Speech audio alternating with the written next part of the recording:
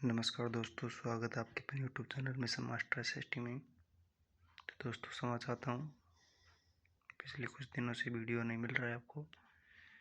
कुछ साथी सोच रहे हैं कि एक दो वीडियो डाल करके बग गई होंगी सर। ऐसा मेरा कोई इरादा नहीं है। बोला है तो सभी वीडियो मिलेंगी,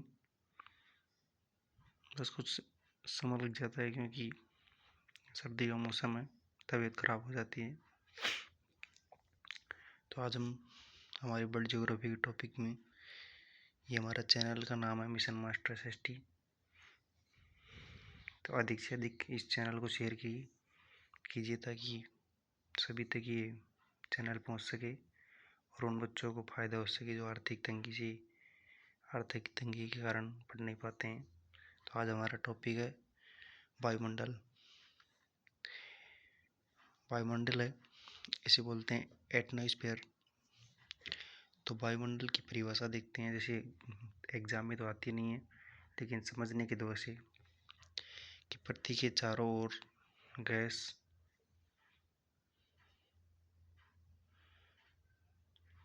जलवाष्प, धूल के कण, कार्बन कण का आवरण वायुमंडल कहलाता है। तो वायुमंडल है जो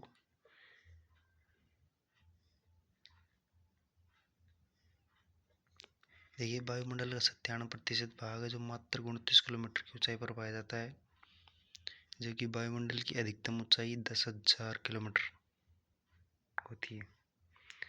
ये दोस्तों इम्पोर्टेंट है और मैंने इसको हाईलाइट भी किया है कि वायुमंडल का 97% भाग जो पृथ्वी से 29 किलोमीटर की ऊंचाई पर पाया जाता है, जबकि वायुमंडल की अधिकतम ऊंचाई 10,000 किलोमीटर होती है।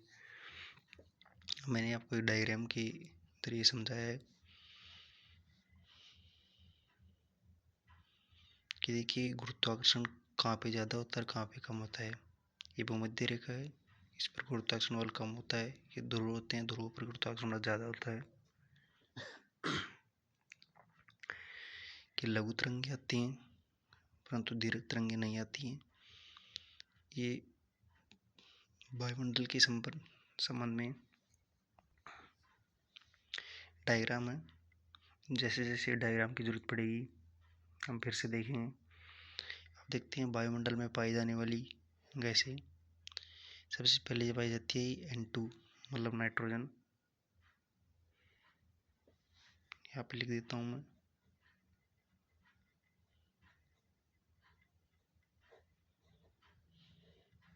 नाइट्रोजन गैस 78.08% पाई जाती है वायुमंडल में। ये आग बुझाने वाली गैस है। तो ये आग बुझाने वाली गैस है। दूसरी गैस है O2 मतलब ऑक्सीजन, ये 20 है, 20.95%। ये प्राणदायी गैस होती है। जैसे हम वायुमंडल में सांस लेते हैं तो ऑक्सीजन मिलती है और हम छोड़ते हैं CO2, जबकि ये आग लगाने में और जीवन सहायक है। मतलब कि ऑक्सीजन प्राणदायी गैस है, ये आग लगाने का काम करती है और ज्वलनशील है। मतलब इसको आप खुले में छोड़ोगे तो ये आग जल्दी पकड़ती है। उसके बाद है आर्गन। आर्गन एक अक्रिय गैस है। ये 0.99% मतलब 0.99% अक्रियशील गैस है। उसके बाद है जो हम छोड़ते हैं प्रकृति में, कार्बन डाइऑक्साइड CO2 0.03% पाई जाती है। यह है ग्रीन हाउस गैस है। कौन? CO2। CO2 green house gas है जो कि सूर्य से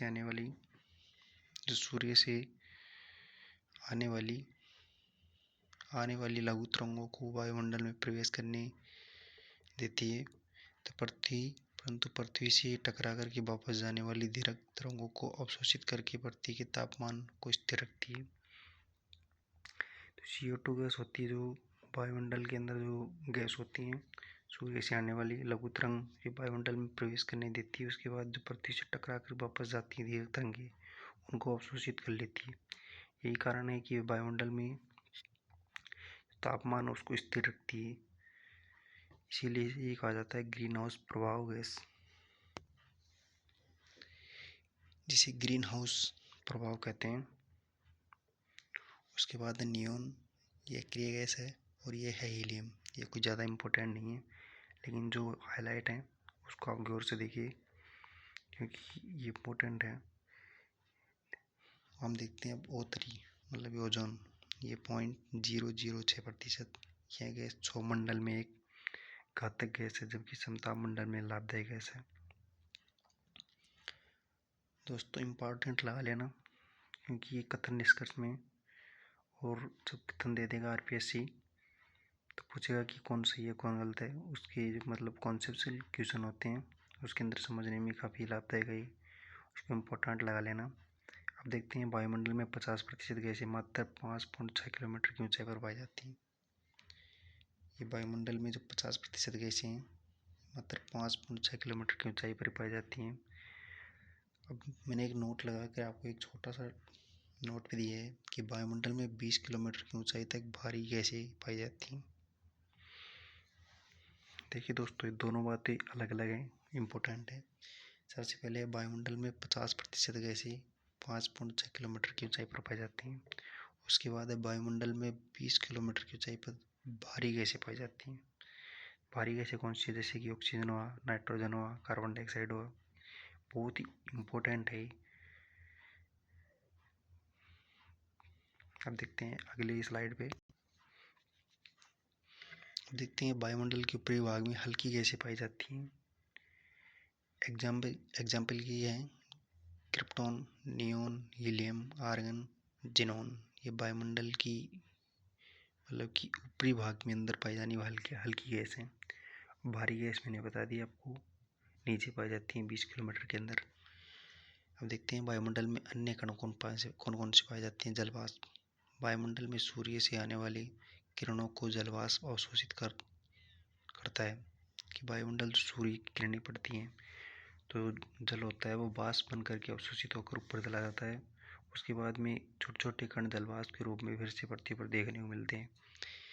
पृथ्वी के चारों ओर कंबल कार्य करते हैं, मतलब कि पृथ्वी के चारों ओर एक कंबल का कार्य करती है। वायुमंडल के कुल आयतन का 4 से 5% जलवाष्प पाई जाती है।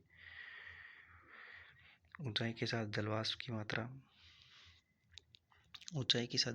मात्रा कम होती जाती है। 90% जलवाष्प मात्र 8 किलोमीटर की ऊंचाई पर पाया जाता है। मैंने इसको भी हाईलाइट किया है। जबकि आंधी व तूफान को शक्ति प्रदान करते हैं।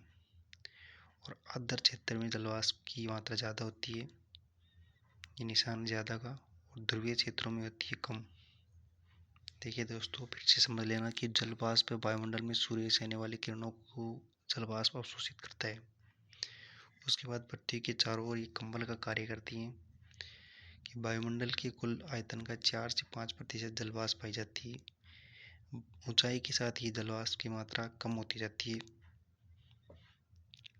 लगभग 90% जलवाष्प मात्र 8 किलोमीटर की ऊंचाई पर पाई जाती है। इसको ज़्यादा ध्यान रखना।